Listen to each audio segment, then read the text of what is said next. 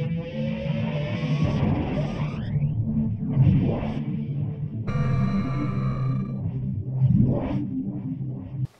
everyone, today we're taking a look at the Galaxy Note 8.0. This is Samsung's latest tablet and it's very reminiscent of the Galaxy Note 2. In fact, if you put them side by side, they very much look like a big brother and a little brother, as it were. Now what Samsung have really done is taken everything that was great about the Galaxy Note 2 and blown it up bigger, basically. So we have an 8-inch screen for starters. We have, I believe, the same CPU that was available in the Galaxy Note 8, a 1.6 gigahertz quad-core processor, and that's based on the Exynos technology directly from Samsung. There's 2 gig of inbuilt system RAM. It's got Wi-Fi only on this particular model, although they do an LTE version for those of you that are looking for 4G on the road. The battery is rated at 4,600 milliamps. Now, that's a pretty good sized battery, as you might imagine, for a device of this size. They reckon it will give you 14 hours of battery life. We've seen closer to about 10, between 8 and 10 with average use, as it were. Bit of gaming, bit of Wi-Fi, bit of surfing, you know, apps, etc. A lot of it really does depend on what you're doing with the device at the time. If you've got the screen brightness turned full up and you're running the Wi-Fi hard and Bluetooth turned on, or the GPS, then you know that battery is going to drain very quickly. Now, what they've done, which is quite beneficial, I think, from a tablet point of view, especially one in this kind of size, is rear-facing camera. Anytime you have a rear camera on a tablet, especially if it's a reasonably good one, you're increasing the opportunities to use the tablet in new ways.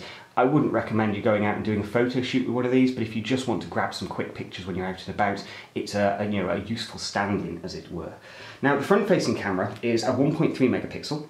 The rear facer is a 5.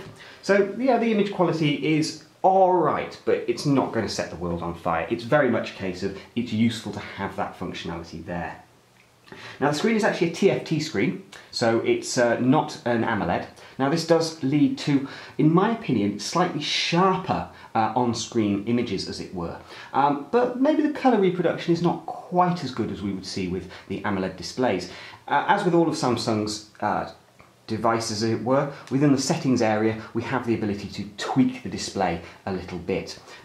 Within the screen mode we can set it to dynamic, standard or movie, but as you'll notice, some of these options are not quite as fleshed out as on later devices. For instance, the Galaxy S4 does offer some additional opportunities there for how the screen can be calibrated.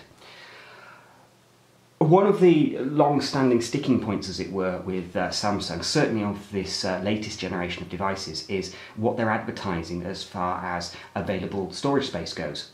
Now, they're claiming it's a 16 gig of storage space inside this. However, as we found with other Samsung devices, what you're actually getting that is usable is closer to around 10.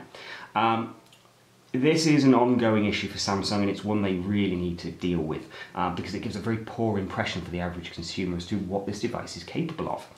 Now, without the software options, as it were, that Samsung have placed on the Galaxy S4, for instance, apps to SD, it does make the device quite limited from the point of view of how much stuff you're going to be able to store on this. It does have a micro SD card slot on this side. That's expandable up to 64 gig. But bearing in mind, everything is down to the software, what Android and what Samsung's within their software implementation will allow you to do.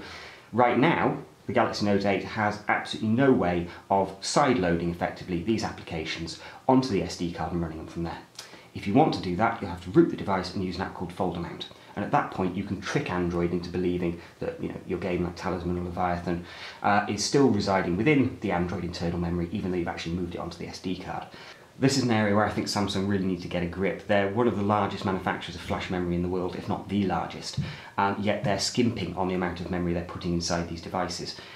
Yet you can look at competitors who are most likely buying their memory from Samsung, and they're being generous. They're standardizing at 32 gig now. Realistically, Samsung need to not penny pinch on this one. It does give a really bad impression. And as we've seen, the consumer champions, as it were, the likes of Watchdog, are starting to take notice of these problems and starting to give companies bad press if they're not being as honest and forthcoming as they could be on their packaging. A 16 gig device that only allows for 10 gig of usable memory is a little bit misleading, and it's likely to cause some consumers to simply take a device back, because it's not the device they expected they were going to get, a device where you can store 16 gig of information on it. Now, with that said, this is a standard problem for all of Samsung's devices and some of the other manufacturers as well.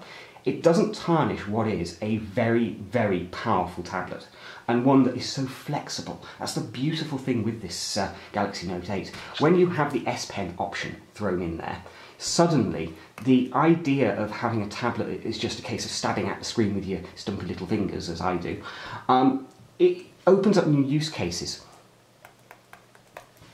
You've got the option that if you want to, you can draw on the screen. I'll attempt to draw a flower, bearing in mind that I can't actually draw or write with a real pen. I've been spending far too much time with my keyboards over the years.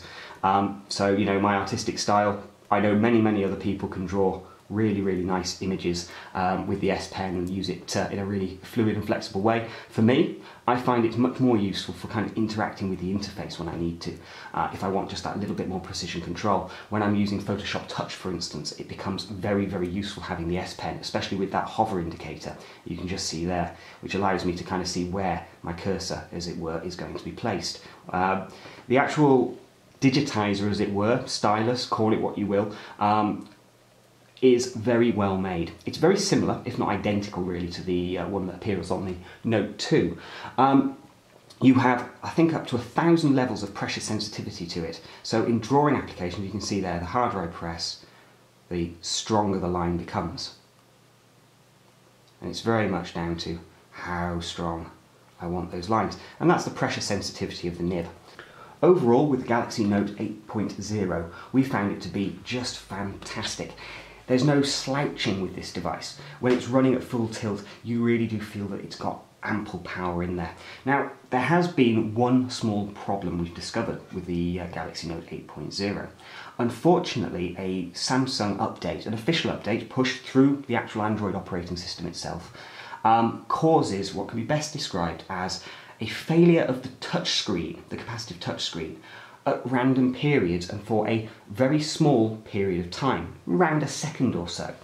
But what happens effectively is you could be using the interface and it could happen within the Android operating system areas, you know, purely within settings. It could happen on the keyboard, it could happen in a game, an app, absolutely anywhere you could imagine. And the system will suddenly just stop responding to touch. Just goes dead, effectively. And it comes back to life a second later. It doesn't feel like the device is queuing up these touch commands, and so they suddenly activate all at once, as we've seen on other devices where there's a bit of system lag. It does appear that the touchscreen just stops working for your finger presses. But interestingly, the S Pen continues working beautifully, never encounters a problem.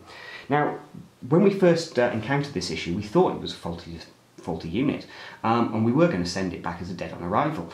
And what we actually discovered with a bit of digging around on the XDA forums, xdadevelopers.com, go in there and have a look in the Galaxy Note 8.0 forum, have a look in problems, tips, tricks and questions, I think it is, and you will find that a number of people, pretty much everybody in the forum from what I can tell, is suffering this problem. And it's been tracked back to the last firmware update that Samsung issued for this device.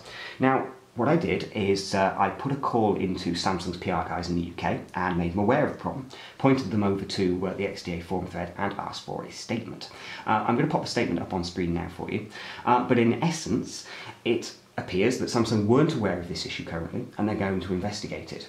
Now, previously when I raised issues with the Galaxy S4 headphone jack, we found a leaked firmware update appeared a couple of days later that resolved the issue. So I'm certainly crossing my fingers that the same thing will happen here.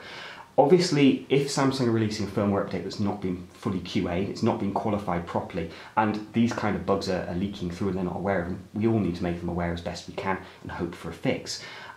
It does raise some questions about what's going on at Samsung's quality control, because we had terrible problems with the Galaxy S4 when it was first released due to really poor firmware, the headphone jack issue, the overheating issue and so on, which were fixed by software. So in this case, if it was working beautifully on day one, before the software update, we certainly would hope Samsung will return this back to its fully working state again. But it does raise questions about what is going on at Samsung's quality assurance department. It certainly doesn't appear that they're doing quite the best job by the consumers at the moment and their executives. I would certainly hope that Samsung are aware of the number of problems that seem to be cropping up from QA at the moment, and will take some action to, you know, put things a bit right, because it gives a bad impression of Samsung as a brand at the end of the day. How many consumers will have bought a Galaxy Note 8.0? As you do when you see that there's a new software update on a new product, you install it. You don't really give that a second thought. You don't think, oh, it'll make things worse. You think, brilliant, a software update, that should make things better. So how many of those consumers on day one will simply take their Galaxy Note 8.0 back and say, sorry, this is faulty, money back please, or can I have another unit? You get another unit, you have the same problem, you think, to heck with it, I'll buy a different manufacturer. And these kind of issues have been popping up in the XDA forums. A few people sent their devices back thinking they were faulty, got another one back with the same fault. It's not a fault, it's a software glitch. With that said, we know it's a software glitch because with the Galaxy Note 8.0, we've seen it working without this issue. We've seen it with a 0-day firmware, a launch day firmware, and the problem does not happen. So we know it's going to be fixed with software. Overall, I'm not going to mark the device down at this point because we know pretty much that Samsung are going to get this issue fixed. They just needed to be made aware of it really at the right level. So, would I say go and buy a Samsung Galaxy Note 8.0 today? Yes, I would, but I would probably advise you not to run the software update. Just leave it on the launch firmware, as it were, that comes in the box. I think you'll find that in that scenario, everything works absolutely fine for you and you'll have no issues. If you do decide to run that update, just bear in mind that sometimes the screen will stop responding at random. It will only be for a short period of time, like a second or so, and then it will come back to life. And it's just a feature, as some of us are calling it right now. It is a problem, but it will get fixed, I'm sure. The Galaxy Note 8.0 currently retails for around the £300 mark, but you can get it a little bit cheaper if you look around. Overall, it's a phenomenal tablet, and in my mind, yeah, it's one of the more expensive tablets out there, as it were, for its form factor, but that S Pen, it's well worth it.